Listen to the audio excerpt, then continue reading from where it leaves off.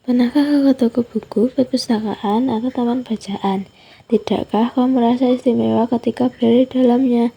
Di sekelilingmu ada berbagai toko dari dunia nyata dan khayal, tempat yang pernah kau kunjungi dan yang belum. Informasi dan cerita dari masa lalu, masa kini, dan masa depan. Semua berpadu, semua berada dalam genggamanmu. Saat berada di antara buku, tidakkah kau merasa menjadi raja dan ratu? Ruang dan waktu seolah menyatu tanpa batas. Kau bisa terbang melintasi sekat negara dan melewati berbagai zaman. Kau bisa menyelam ke dalam samudera, melayang di angkasa, bersandar dengan aneka satwa, dan berkelana di tengah padatnya kota juga di rimba raya. Kau tahu, buku adalah jendela dunia, kunci pengetahuan, dan pintu wawasan. Muhammad Hatta sang proklamator berkata, "Aku rela dipenjara asalkan bersama buku, karena dengan buku aku bebas." Melalui buku, manusia terbebas dari ketidaktahuan. Tempat-tempat yang dipenuhi buku adalah harapan berkembangnya pengetahuan dan wawasan. Apa jadinya jika kota tanpa buku? Pantaskah dia disebut kota? Di kotamu, mungkin kabar datang dari sumber lain, dari koran, televisi, atau internet. Mungkin informasi dan cerita datang dari cerita nenek moyang, bagi dongeng-dongeng sebelum tidur. Irama warganya pun tiada beda.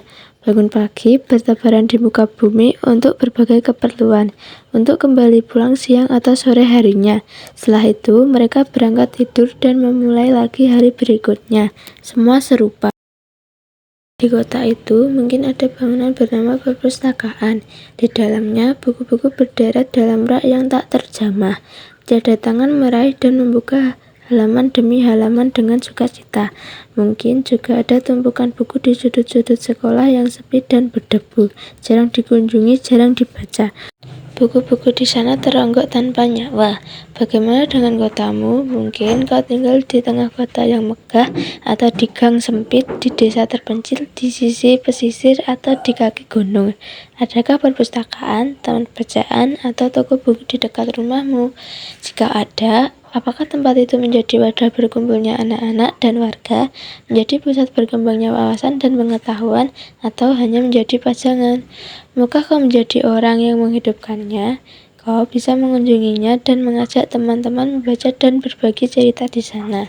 Jadikan tempat itu sumber kegembiraan dan pengetahuan. Jika tempat itu belum ada, maukah kau menjadi orang yang memulai menghadirkannya? Kau bisa memulainya dari sebuah sudut di teras rumahmu. Ajak teman-temanmu memulai langkah baru. Jangan biarkan waktu berlalu tanpa buku. Siapapun dirimu, bersahabatlah dengan buku. Dia akan menjadi teman sejatimu sepanjang waktu.